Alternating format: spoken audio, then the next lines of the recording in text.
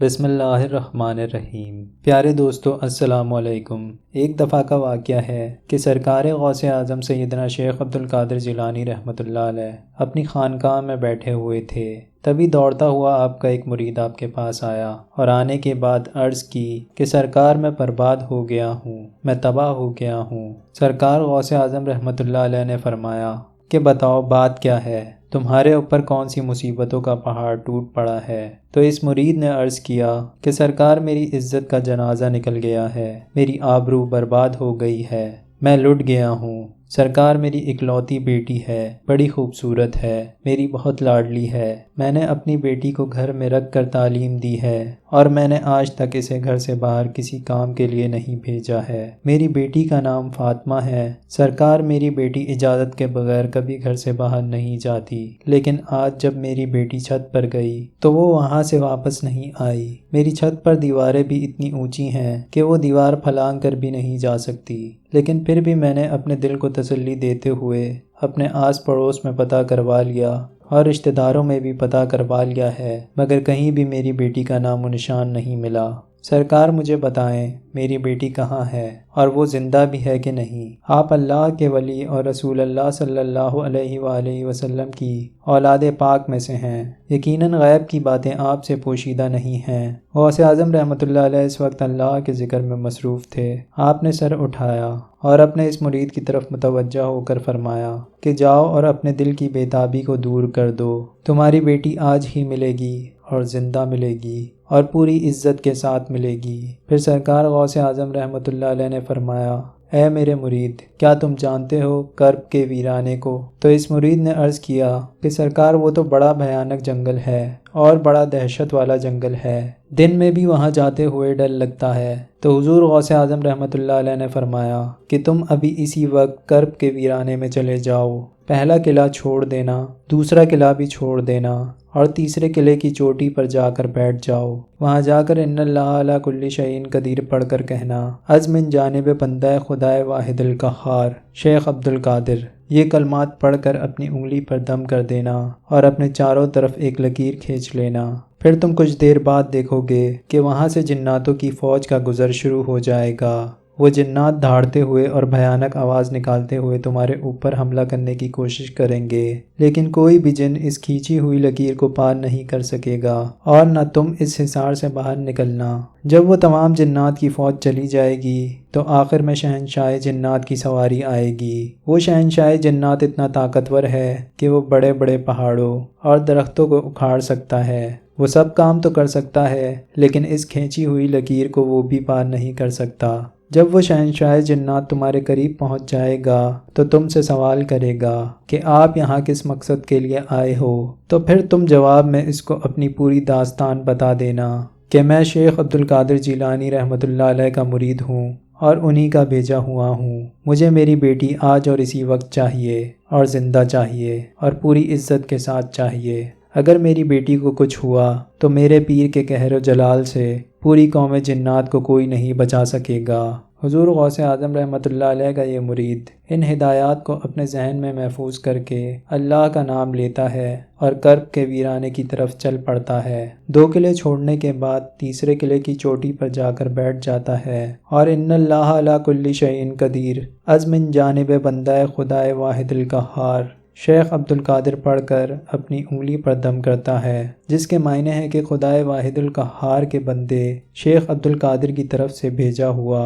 یہ پڑھ کر وہ مرید اپنے چاروں گرد حصار کھینچ کر بیٹھ جاتا ہے۔ اس کے چند ہی لمحوں بعد جنات کی فوج گزرنا شروع ہو جاتی ہے۔ بڑے بڑے خطرناک جن گزرتے ہیں اور اس پر ہر طرف سے حملہ کرتے ہیں، لیکن سرکار غوث اعظم رحمۃ اللہ علیہ کی اس لکیر کو جیسے ہی وہ چھوتے ہیں تو اس سے ٹکرا کر بھاگ جاتے ہیں۔ اسی طرح سارے جناتوں کی فوج چلی جاتی ہے۔ آخر میں شہنشاہ جنات کی سواری آتی ہے۔ وہ اپنی پوری شان و شوکت کے ساتھ آ رہا ہوتا ہے۔ جب وہ اپنے راستے میں ایک انسان کو بیٹھا ہوا دیکھتا ہے تو شیر کی طرح دھاڑتا ہوا اور ہاتھی کی طرح چنگاڑتا ہوا اپنی پوری قوت کے ساتھ اس مرید پر حملہ کرنے کے لیے لپکتا ہے، لیکن جیسے ہی حضور غوث اعظم رحمۃ اللہ علیہ کے اس طاقتور حصار سے ٹکراتا ہے تو وہیں پر گھٹنے ٹیک کر بیٹھ جاتا ہے اور اس سے پوچھتا ہے کہ تم کون ہو اور کہاں سے آئے ہو اور بات کیا ہے؟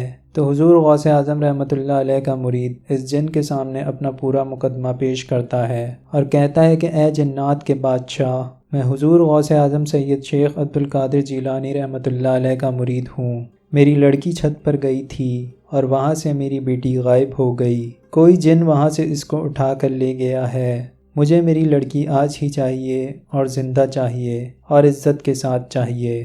جب شہنشاہ جنات نے حضور غوث اعظم رحمۃ اللہ علیہ کا نام سنا تو اپنی فوج کو واپس بلایا اور واپس بلانے کے بعد کہا کہ یہ میرے آقا حضور غوث اعظم رحمۃ اللہ علیہ کا مرید ہے، اس کی بیٹی غائب ہو گئی ہے، کوئی جن اسے اٹھا کر لے گیا ہے۔ تم پوری دنیا کے کونے کونے میں پھیل جاؤ، سمندر کی گہرائیوں میں اتر جاؤ، کنوؤں کی گہرائیوں میں اتر جاؤ اور پہاڑوں اور ویرانوں میں تلاش کرو، جنگلوں میں تلاش کرو، آبادی میں تلاش کرو، جیسے بھی ہو لازمی اس لڑکی کو لے کر آنا، اور جو جن اس لڑکی کو لے کر گیا ہے اس کو بھی اپنے ساتھ لے کر آنا۔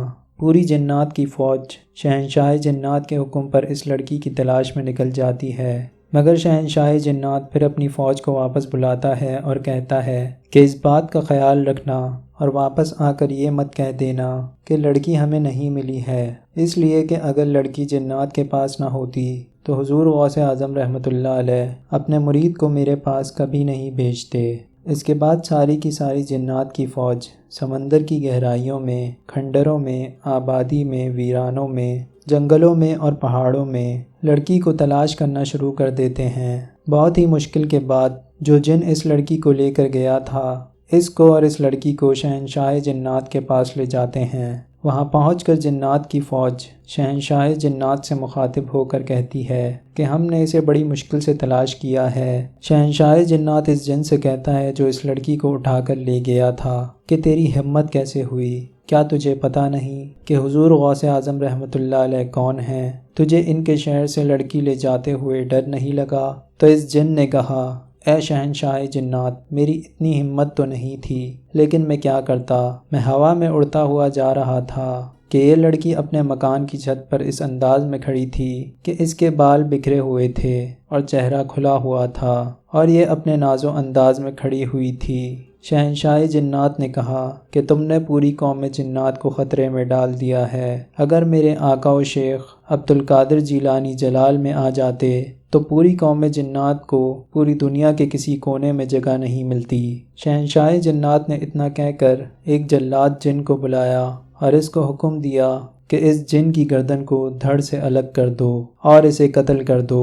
اس کے بعد شہنشاہ جنات نے اس لڑکی کو سرکار غوث اعظم رحمۃ اللہ علیہ کے مرید کے حوالے کر کے کہا کہ یہ لو اور میرے آقا شیخ عبد القادر جیلانی کی بارگاہ میں میرا سلام عرض کر دینا اور انہیں یہ بھی بتا دینا کہ تمہاری بیٹی پوری عزت کے ساتھ آج ہی تمہیں مل گئی ہے، ہم نے تمہاری بات پوری کر دی۔ شہنشاہ جنات اتنا کہہ کر چل دیتا ہے۔ سرکار غوث اعظم رحمۃ اللہ علیہ کے مرید اسے آواز دے کر روکتے ہیں اور کہتے ہیں کہ مجھے آپ سے کچھ پوچھنا ہے۔ شہنشاہ جنات کہتا ہے بولو کیا بات ہے؟ تو سرکار غوث اعظم کا مرید کہتا ہے کہ مجھے یہ بتاؤ کیا تم لوگ بھی سرکار غوث اعظم رحمۃ اللہ علیہ کو مانتے ہو؟ اتنا سننا تھا کہ شہنشاہ جنات نے کہا حضور غوث اعظم شیخ عبد القادر جیلانی رحمۃ اللہ علیہ جیسے انسانوں کے شیخ ہیں ویسے ہی جنات کے بھی حاکم ہیں۔ شیخ کی نگاہ جلال جب اٹھ جاتی ہے تو پوری قوم جنات میں زلزلہ آ جاتا ہے اور ہماری قوم کے بہت سے جنات ان سے فیض اور علم پاتے ہیں اور ان کے جانثار اور فرما بردار ہیں۔ پیارے دوستو، انسان کی یہ وہی معراج ہے جو اولیاء کرام میں ظاہر ہوتی ہے، جس کی بنا پر انسان کو تمام مخلوقات سے افضل یعنی اشرف المخلوقات کہا جاتا ہے۔ اللہ سے دعا ہے کہ اللہ ہمیں اپنے نیک بندوں اور دوستوں کے نقش قدم پر چلنے کی توفیق عطا فرمائے، آمین۔ ویڈیو اچھی لگی ہو تو اس کو لائک اور شیئر کیجیے گا اور ہمارے چینل کو سبسکرائب کرنا مت بھولیے گا۔